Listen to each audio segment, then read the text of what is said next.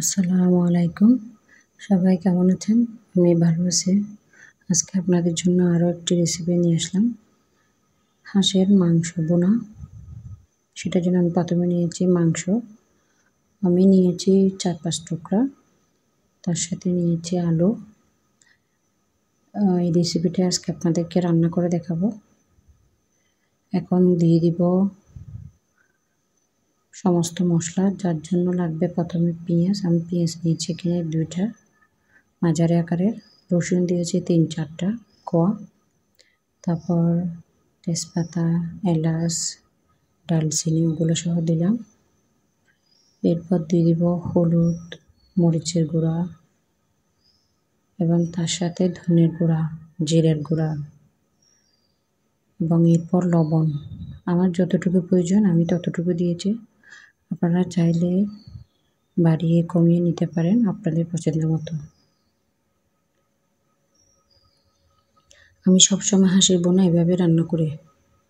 যে কোনো মাংসই আগে এভাবে করে আপনি যখন ম্যারিনেট করে নেবেন, তারপর সেটা যখন রান্না করবেন দেখবেন এটা আলাদা একটা সুগন্ধ।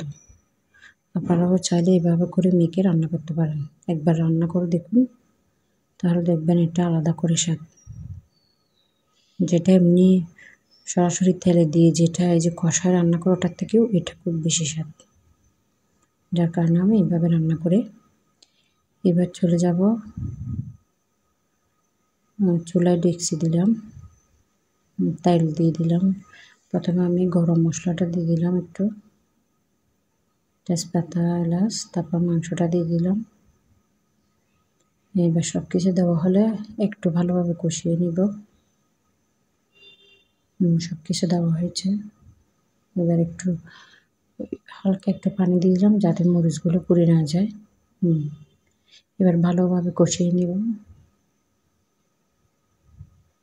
কষানো হয়ে গেলে কিছুক্ষণের জন্য আমি ঢাকনাটা দিয়ে রাখবো।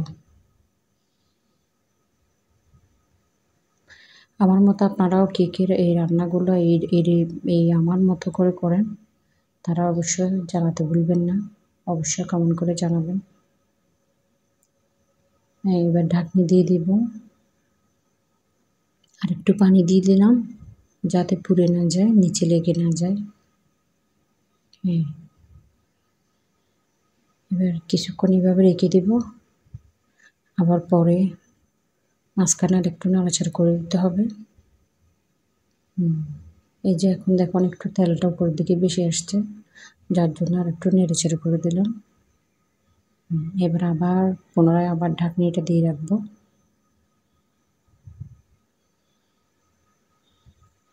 এরকম মোট নাড়াচাড়া এবং সিদ্ধ হতে আমার থেকে আধা ঘন্টা লাগছে। আপনাদের হয়তো আর একটু বেশি লাগতে পারে, কারণ আমি তো মাংস কম নিয়েছি সেই জন্য। অনেকে বলে হাঁসের মাংস রান্না করতে পারে না, গন্ধ। হাঁসের মাংস ভালোভাবে কষাতে হবে।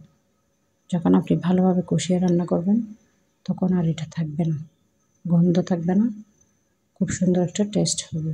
এই যে দেখুন আমার মাংস সিদ্ধ হয়ে গেছে। এই যে আলুগুলো একদম নরম হবে। আজকে এই পর্যন্তই আমার রেসিপি রান্না শেষ। আল্লাহ হাফেজ।